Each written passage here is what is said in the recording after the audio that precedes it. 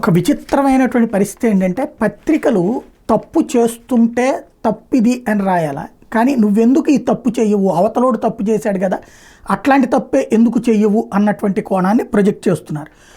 ఉపాధి హామీ పథకానికి సంబంధించి తెలుగుదేశం హయాంలో బిల్లులు ఎగ్గొట్టారు, వేధించారు, వాళ్ళని అక్కడ కేసులు పెట్టారు, విచారణలు పెట్టారు, వాళ్ళని వేధించారని చెప్పి 5 ఏళ్ళు వార్తలు రాసుకొచ్చారు కదా. ఇప్పుడు వైఎస్ఆర్ కాంగ్రెస్ పార్టీ హయాంలో చేసినటువంటి ఉపాధి హామీ బిల్లులకు సంబంధించి ఆ బిల్లులు చెల్లించబోతున్నారట. పవన్ కళ్యాణ్ చెప్పినా కూడా వింటలేదు, వాళ్ళ ద్వారా వాళ్ళు బిల్లులు చెల్లించడానికి సిద్ధపడిపోతున్నారు. కాబట్టి అంతకుముందు వేధింపులు గుర్తు లేదా అని రాసుకొచ్చింది. వైసీపీ వాళ్ళకి ఇచ్చేద్దామన్న ధోరణిలో కొంతమంది వైసీపీకి అనుకూలంగా వ్యవహరిస్తున్నారు. ఇప్పుడు ఎలా ఉందంటే పత్రికల ఆస్పెక్టు, తెలుగుదేశం హయాంలో ఉన్నటువంటి కాంట్రాక్టర్లను కొనసాగిద్దాం, వైసీపీ హయాంలో పనులు చేసిన వాళ్ళందరినీ తొక్కేద్దాం, వాళ్ళని వేధిద్దాం, వాళ్ళని ఏడిపిద్దాం, వాళ్ళ మీద కేసులు పెడదాం.